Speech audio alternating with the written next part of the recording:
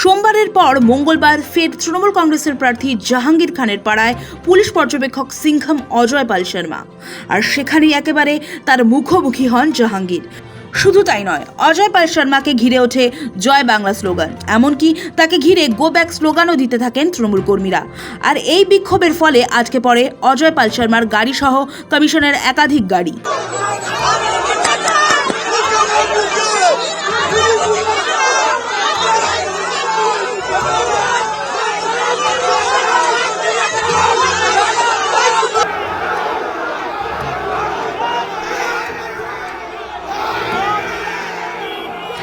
রাজ্য বিধানসভা নির্বাচনের দ্বিতীয় দফার ভোটের ঠিক আগের দিন দক্ষিণ চব্বিশ পরগনার ফলতা বিধানসভা কেন্দ্রে নাটকীয় মোড় নিল রাজনীতি।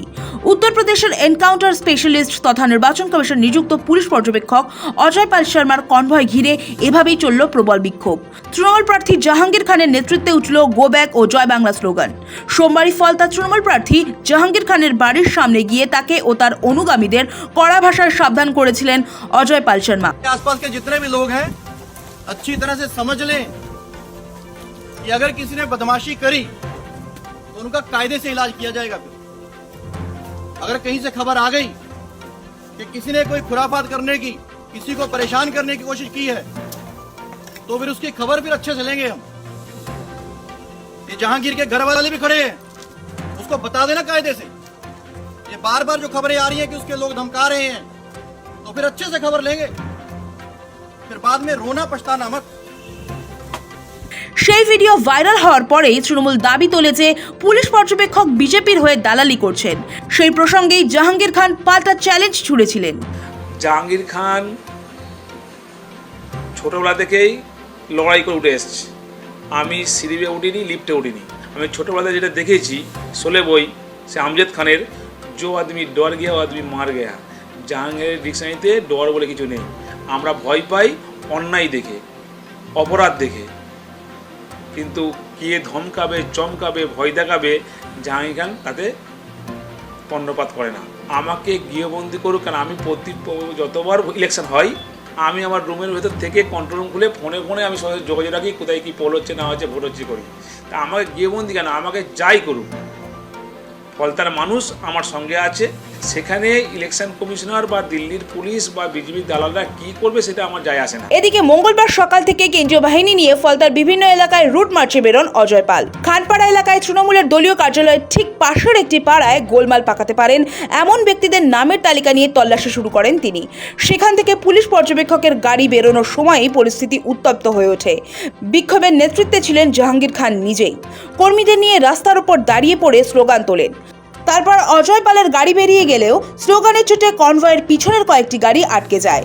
গো ব্যাক স্লোগানে মুখরিত হয়ে ওঠে এলাকা। জাহাঙ্গীর খান দাবি করেছেন শান্ত ফলতাকে অশান্ত করতে বিজেপির কথায় এলাকায় এলাকায় ভয় দেখাচ্ছেন ওই আধিকারিক।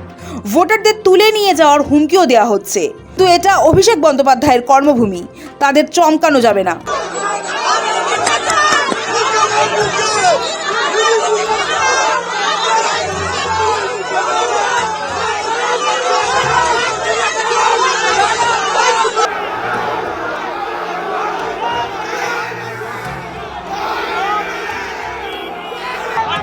এটা ফলতার মাটি, এটা ফলতার মাটি, তৃণমূলের শক্তিশালী ঘাঁটি। এটা ফলতার মাটি, এটা ফলতার মাটি, তৃণমূলের শক্তিশালী ঘাঁটি।